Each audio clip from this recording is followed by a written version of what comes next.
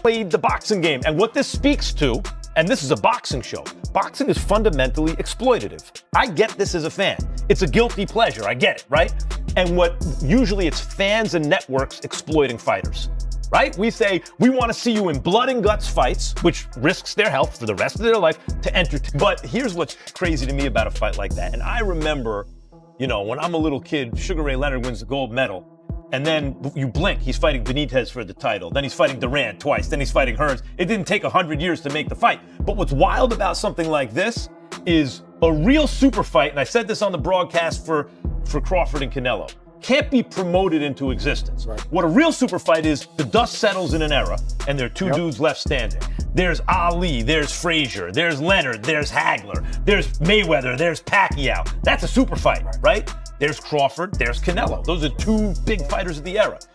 This type of fight, this could easily be at the end of an era, because Teo might be a dude left standing and Shakur could be the dude left standing, right? You're training to do something to not just beat Shakur, but to beat him in grand fashion. And when I say grand fashion, I mean going for the knockout.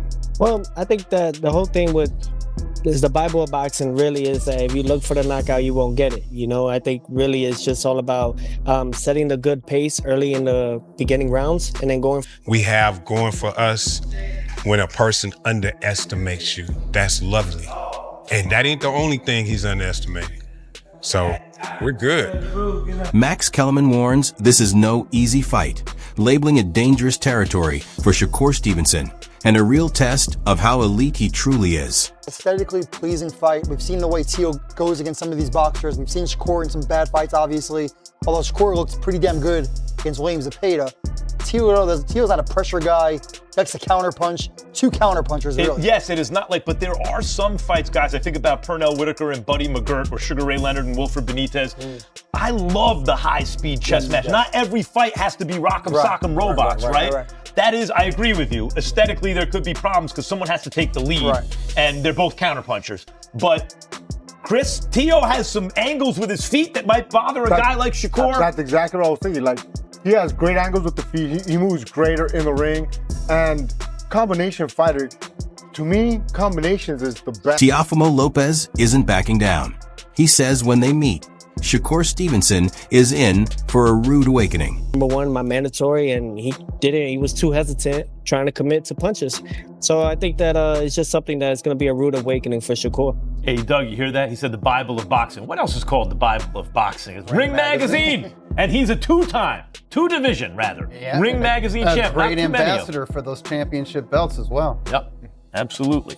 I'm very big on those things. I claimed 2 weight divisions, 2 Ring Magazine belts. Shakur's coach, Jack, says they stuck to their usual training methods, but made strategic adjustments to prepare him more intelligently for this fight. Trying a few new little things, you know what I'm saying? But other than that, it's basically the same thing we've been doing. We changed the strategy, but no camp is never exactly the same.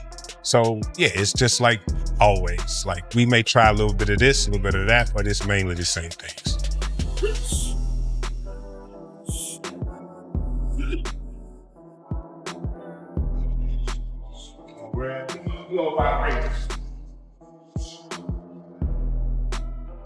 One of the best things we have going for us when a person underestimates you. That's lovely.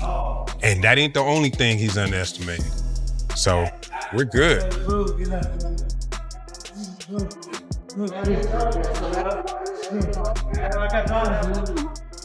According to Max Kellerman, Shakur's power can't be ignored, but Teofimo's strength movement and footwork make him a serious problem in the ring. And the thing I like about Teo's style, when you have a guy like Shakur whose defense is that good, and he's not just a guy who's gonna hug you, he can box, the easiest thing in the world is just to pick him against everybody. Right. Yes. But Teo also has the kind of footwork, Malik, where he steps around guys.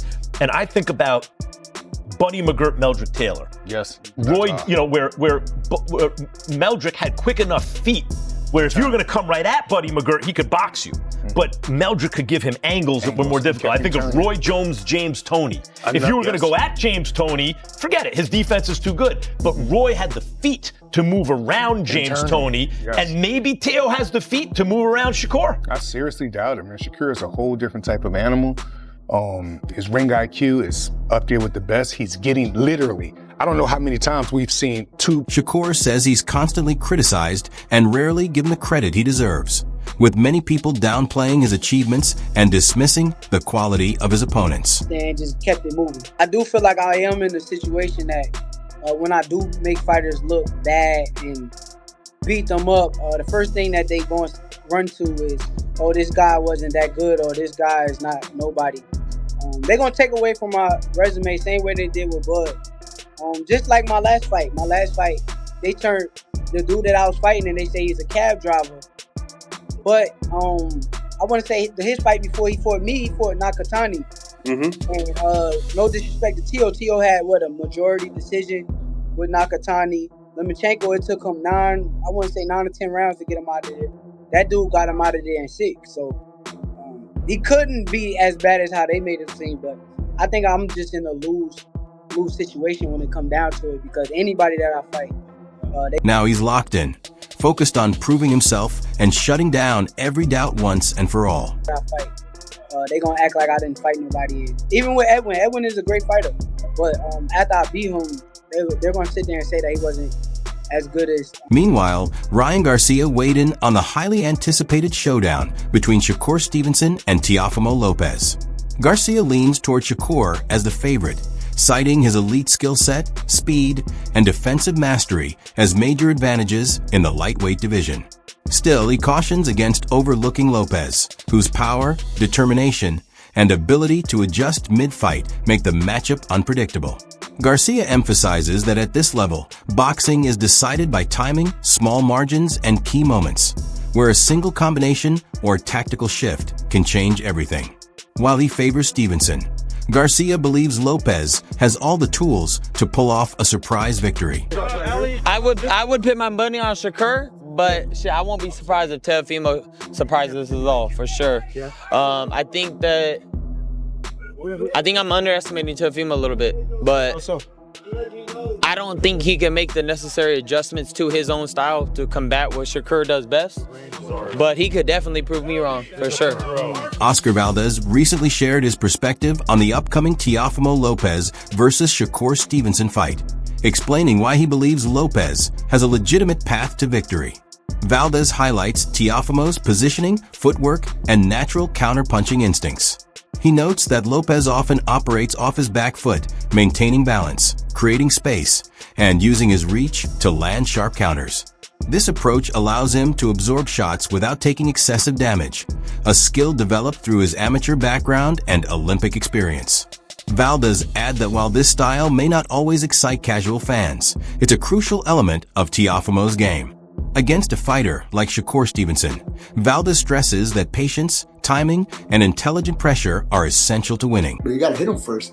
And Shakur Stevenson, the way he's positioned, the way his back foot's there, and then you see him comfortable and he's all right, this is my shot. And you throw it, he just rocks back, or he has that back foot, just steps back, and he has a long reach, so he just counters punches you. And that's part of the game. You get hit and not get hit, and Shakur Stevenson does it to the T. He perfected that since he was an amateur and Olympian, silver medalist, and now he's done it as a professional. Maybe not the whole world enjoys it, but the pure boxing fan will maybe appreciate that. I know you tried to do it, and Shakur's undefeated at this point, but like, how do you beat a Shakur Stevenson? I think how you beat a Shakur Stevenson, if I can go back and do something. Oscar Valdez believes Teofimo Lopez must pick the perfect moments to land decisive shots, forcing Shakur Stevenson into difficult positions, just as other underdogs have done against technically superior opponents throughout boxing history. Valdez draws parallels to those past matchups, where precision and opportunistic timing led to unexpected victories. He points out that Lopez's composure, distance control, and ability to counter under pressure make him a serious threat. If Teofimo applies smart pressure while staying defensively sound, he could challenge Stevenson's undefeated record. According to Valdez, this fight isn't just about skill. It's a tactical battle where counterpunching and strategic patience could ultimately decide the outcome. Make that damage where he has no other option. We all got tremendous fighters who box very well. You got Sugar Ray Leonard to Roberto Duran came, and he ended up catching him. You got Sweet Pea Pernell Whitaker. He was an amazing defensive fighter. So Zurdo Ramirez came in and beat him, and other fighters. So everyone that I think time will tell what type of fighter, but I would say a pressured fighter. Maybe someone like Pitbull. We know Pitbull has had some losses with guys who are even less defensive fighters than Shakur Stevenson. Rayo Venezuela and then Gervonta Davis, and then his country. Zach Moses shared his candid thoughts on the upcoming Shakur Stevenson versus Teofimo Lopez fight, confidently predicting that Stevenson is likely to dominate. He highlights Shakur's technical skills, speed, and exceptional ring IQ as giving him a significant edge over Lopez. Moses explains that Stevenson's ability to control distance, read opponents, and capitalize on mistakes makes him a formidable challenge for anyone in the lightweight division. While acknowledging Teofimo's power and determination, Moses believes Stevenson's experience, composure, and tactical approach will allow him to neutralize Lopez's strengths. Referencing past fights against opponents like Vazil and Modin, Moses underscores how Stevenson has consistently handled aggressive fighters, demonstrating that his style is exceptionally difficult to overcome. A massive fight against Teofimo, Madison Square Garden next week. How do you see that playing out? I see him beating the shit out of Teofimo. I see Teo just, I don't want to really say too much, but I see Teo coming to do what he do, and I see Shakur coming to do what he do, and I just see Shakur doing whatever he want, and any type of way he want it, that's how it's gonna be. And next week is a big week, and I can't wait for bro to show everybody, for real. Should beat the shit out of him. Do you think he's gonna stop Teofimo Lopez? Do you think if he wants to, he can? I mean, he act crazy. I think he can. That's all I'm gonna say. He act crazy. I think he can. Last one. Obviously, with that fight in the horizon, you want to be involved in big fights like that going down, that New York, New Jersey rivalry. Is that something that inspires you when you see Shakur doing this at the highest level? I mean, for sure. Antonio Tarver recently analyzed the upcoming Teofimo Lopez versus Shakur Stevenson fight, highlighting the only realistic path for Lopez to secure a victory. Tarver points out that Stevenson's biggest strength is controlling distance, using angles, and keeping the fight centered in the ring, positions that naturally favor him and make it difficult for Lopez to find openings. However, Tarver explains that if Stevenson is forced onto the back foot or pressed against the ropes, Lopez gains crucial opportunities. His ability to throw quick combinations and unleash both hands in rapid succession makes him especially dangerous in close quarters, even against a highly skilled defensive fighter.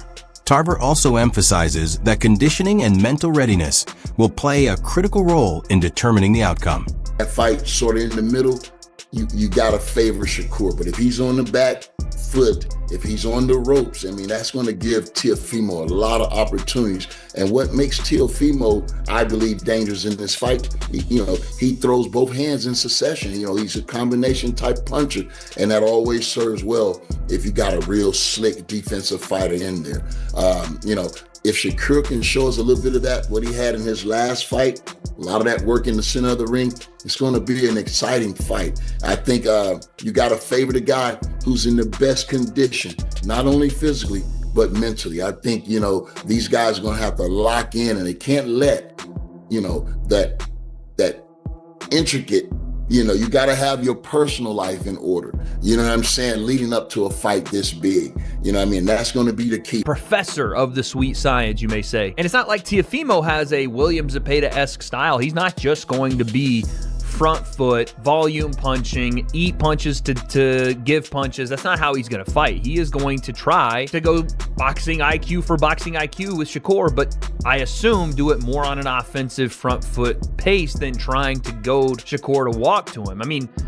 it might be the best option for Teofimo if he could get Shakur to be front foot and offensive because of maybe the deficiencies Shakur has on the front foot. We haven't really seen him be a dominant front foot control center fighter, but this is why I'm hoping, again, knock on wood, we don't get like a defensive standoff where we're both feinting and no one wants to take the lead foot and both guys want to play counterpuncher. I think that Teo can do both better than Shakur can do both. I think Shakur is probably the better defensive to offensive fighter. I think Teo could probably talking about, I don't know, there could be a number of things he's talking about. Low blows, rabbit punches, rough clinch work, raking a forearm. I don't really know what he's talking about, but that's hilarious. He's just coming out and saying it. This is when Darren Till was telling Tommy Fury if he started losing the boxing match, he would kick him in the head. This is the same kind of energy, dude. Yeah, hey, listen, I might just do